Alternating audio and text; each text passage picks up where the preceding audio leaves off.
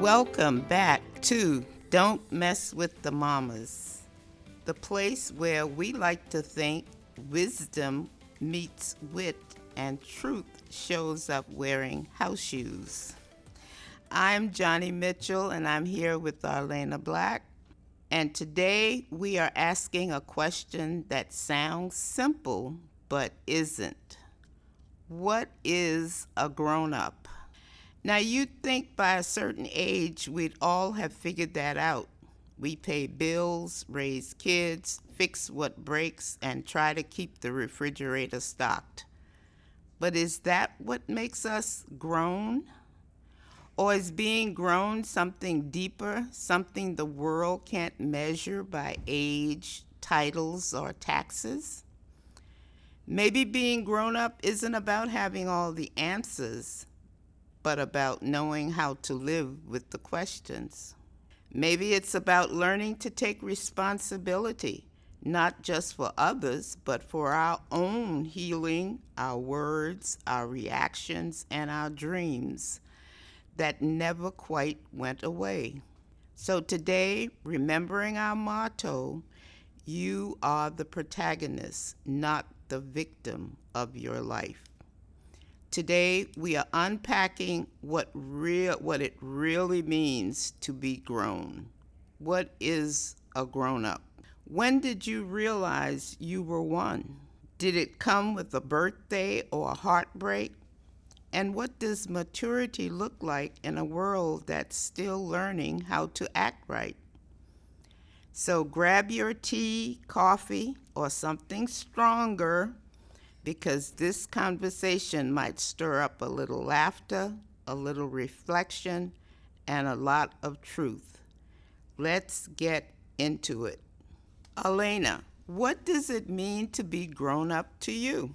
First, I'm riveted by your introduction. I just want to hear that again and again. That sounded like a movie beginning, you know. It was wonderful. So, Johnny, wow, I loved what you had to say.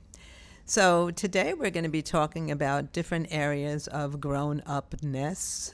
And frankly, I tell everybody, you know, even though in age I look in the mirror and I say, really? But inside I still feel like I'm 12, you know, in so many ways. I think we're always growing up. We're never grown up. But today we're going to be talking about different topics, and I know, Johnny, you'll be sharing several, and I will as well. So when we studied this, we found that grown up means having a harmonious family, which of course is not the easiest thing to do, probably the most challenging of all. Taking responsibility. Wow, that's a biggie. Johnny will be sharing that. I'll be talking about harmonious family. Having self-control, really. Having just finished a course in Wagovi and saying I can't do this anymore. Self-control is a real biggie as well. I'll be talking about that. And emotional regulation and resilience. Johnny is going to be talking about making rational decisions and having a sense of openness. And finally, she'll also share what it means to be both independent and interdependent. So, Johnny, I know you're going to be talking about several of these. Why don't you just take it away? Thank you, Arlaana. Taking responsibility. Owning up to our actions, words, and energy. That's what taking responsibility, everything that you have done, owning up to it.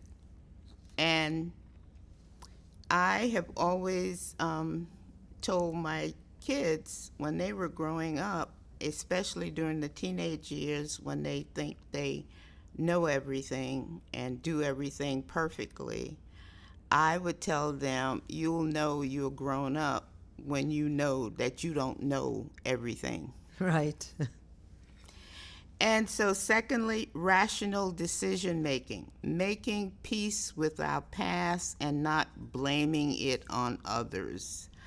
Whenever you probably approach a child and ask the child, did they do something? It's always pointing a finger at somebody else. It's never them. So when you are grown, you are making rational decisions and taking, again, responsibility for it. Independence. I like that one because I feel that it coincides with our motto, you are the protagonist. So if things happen, there's always a way of putting blame or responsibility on others, on the environment or the situation. But independence means that you are standing up and saying, whatever happens or how it happens, I am independent now. I'm not a part of sharing the blame or the responsibility. And interdependence, the fact that we know that our independence stops where someone else's independence starts. So it's realizing that we are in a society where there is interdependence, respecting other people's independence and relying on others as the situation might come up. And so it's openness about not being totally isolated or everything. It's you, my. It's others, caring and sharing. Now, what about you with the ones that you're going to discuss? Yes, and thank you so much, Johnny, because, really taking responsibility is the most difficult, and not pointing fingers, as you said, but really being the protagonist. That's part of the growth process and the growing up process for sure. So creating a harmonious family, again, the most difficult and challenging, because if you think of relationships, so what is the most difficult is our relationships, especially when you're talking about your own family. But the ideal family, to create the ideal harmony in a family, is having effective communication, to be able to openly and honestly and respectfully, especially respectfully, dialogue where family members can feel comfortable expressing their thoughts and feelings without fear of judgment. And I know one of my friends in particular has 2 teenage boys, and they schedule family meetings. And Johnny is smiling because she knows exactly who I'm talking about. And that's so important, to be able to schedule that. And of course, the boys are constantly on their phones, as is, and I'm constantly telling my husband, get off your phone, because he picks up his phone when there's a pause in anything. So effective dialogue and communication is so key. And that could be very, very difficult, especially if you're raised in an environment where people tend to be very closed about their feelings and emotions. But remember, it just takes one person in the family saying, hey, can we try this or can we try that? One person can make all the difference in the world. Also, providing mutual support for each other. It's difficult, especially young people. It's difficult growing up these days. So for grown-ups to actually have enough kind of wisdom to be able to provide a sense of security and belongings. Now, if the adults in the family have not had that experience growing up, that might be really challenging. So it's a constant work in progress. And respect for the individual. Your child is not necessarily going to be who you think that child should be. And I know I'm really guilty of that, but appreciating everything about them. If they wake up 5 minutes earlier in the day, appreciate that, to get ready for work or school. Appreciate that. Appreciate the small victories.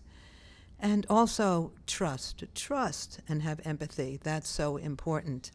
So the other thing I want to talk about is self-control. And I know that I've been negligent in that area, especially because even though I have so many food allergies, I've been a food lover, and I just react all the time. I'm just constantly sick from food, but I love food.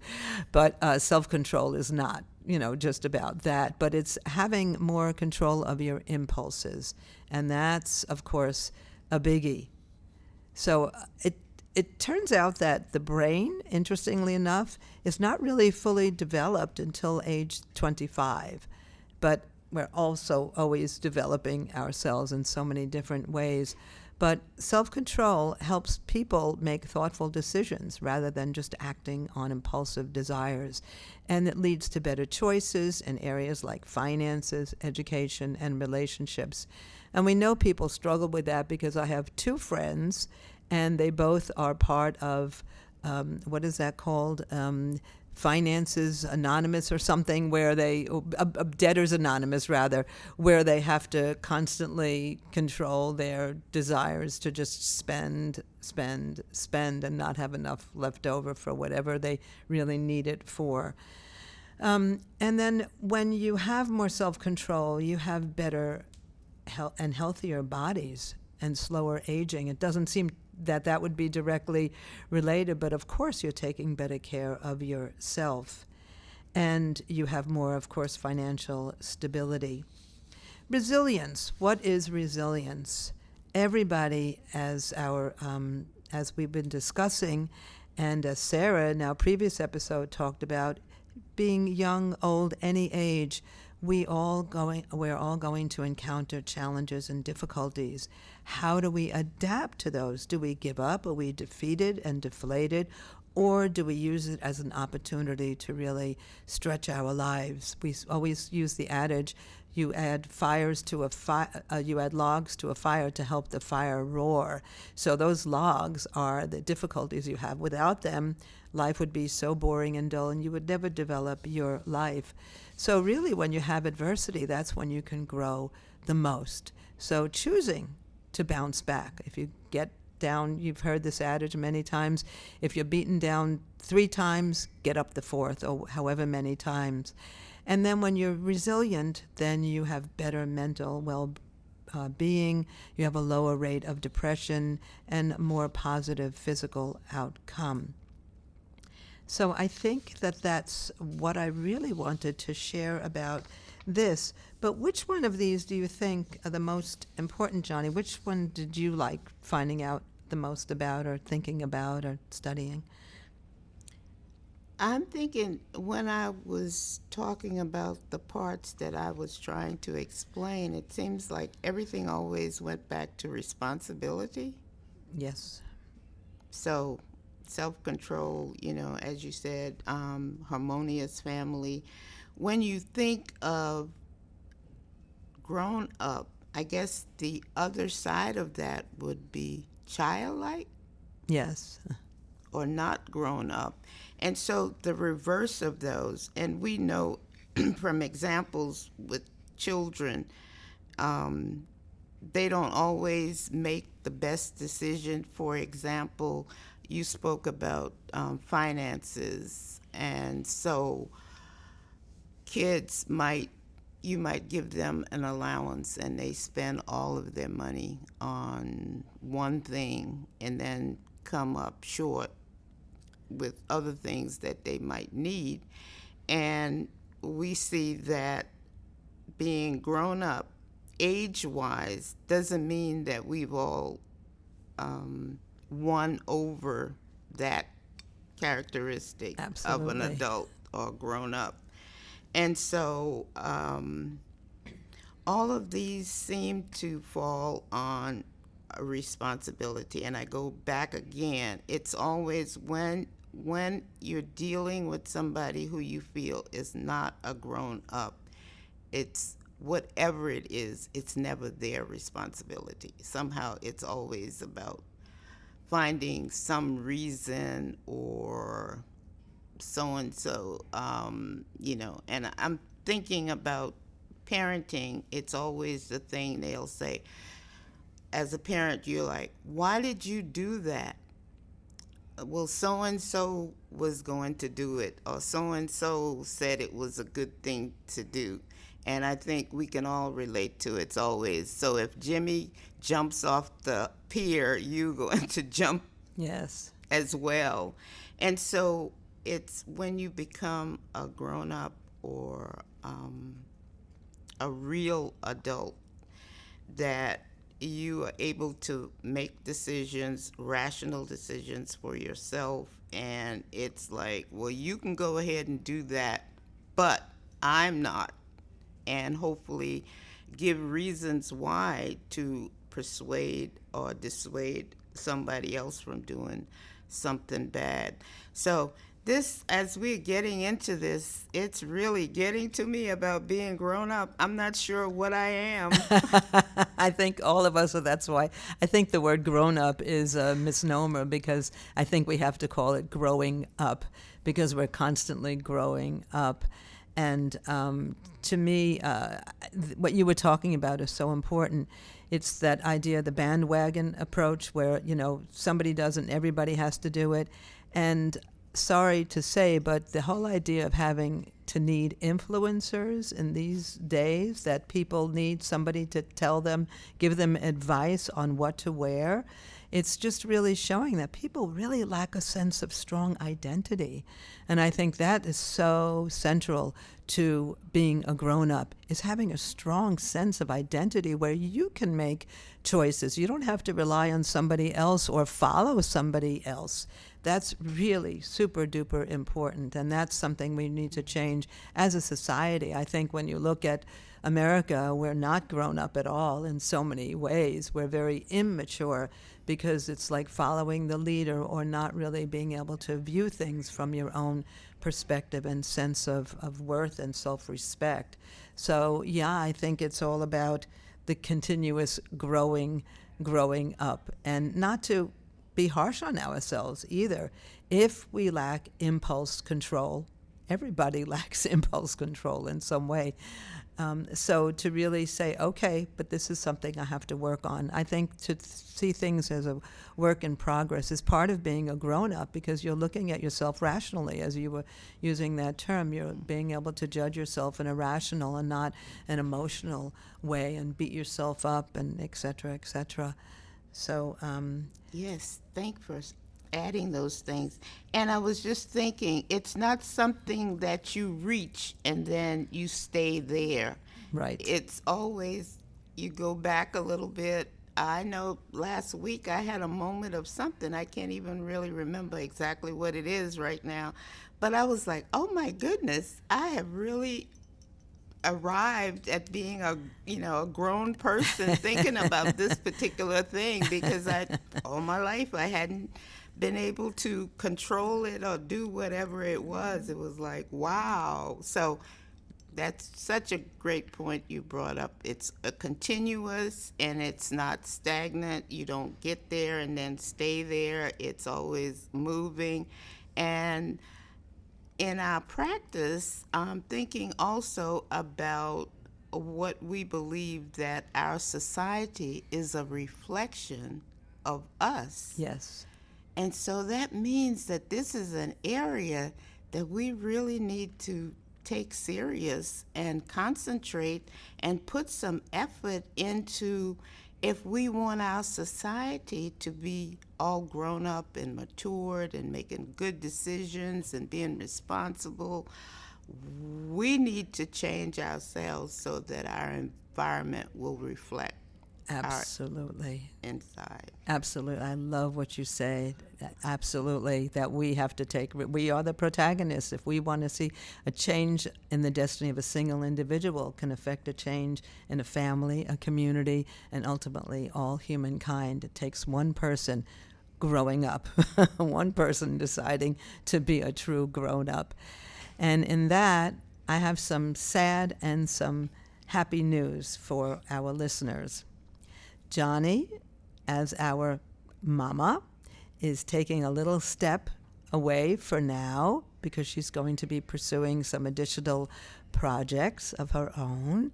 And we have a new mama who is going to join us, yay, who is going to join us in our very next episode. And her name is Carla Brown, and you'll find out so much more about her. So Johnnie and I, of course, will remain friends throughout, sisters throughout, and we will be together in so many different ways. But for now, she's gotten her life very, very busy, and she's doing some additional projects. So this will be her last episode for a little while. So let me turn it back to Johnnie to finish up with our key points and encouraging words, and then I'll sign us off. Thank you so much, Arlaana. It's been wonderful. I've grown a lot. And hopefully I will take this time to grow even more and come back to be able to share even more. And so I will end with the key points from this episode. We might find that grown up is different for everyone. Set your goals, and the goals eventually should always be peace and happiness for ourselves and others.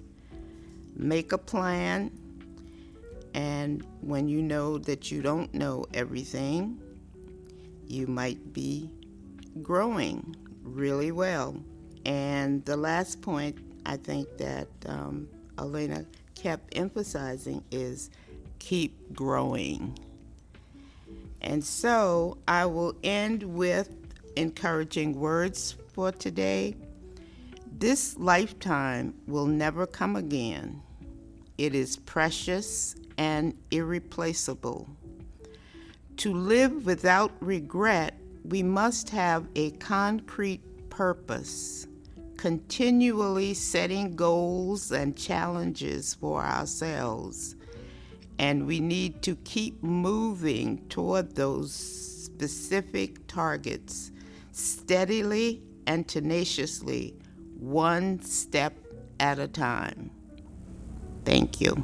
Thank you so much, Johnnie. And I'm not going to cry because I'm not wearing waterproof mascara. But again, I'm going to see you so many days anyway. But don't forget, we are Don't Mess with the Mamas, MOMMAS, with our theme and goal that we are all protagonists of our destiny, not the victim of our destiny. You can just Google us. Make sure you spell Mamas, MOMMAS, and we are on all platforms these days, even YouTube, yay. And we can be found at mamasmommas.podcast@gmail.com. Thank you, our beloved listeners. We would love to hear from you. And thank you so much for listening. And we hope you found today encouraging. Bye-bye. Thank you again. And bye-bye. And eternal hugs.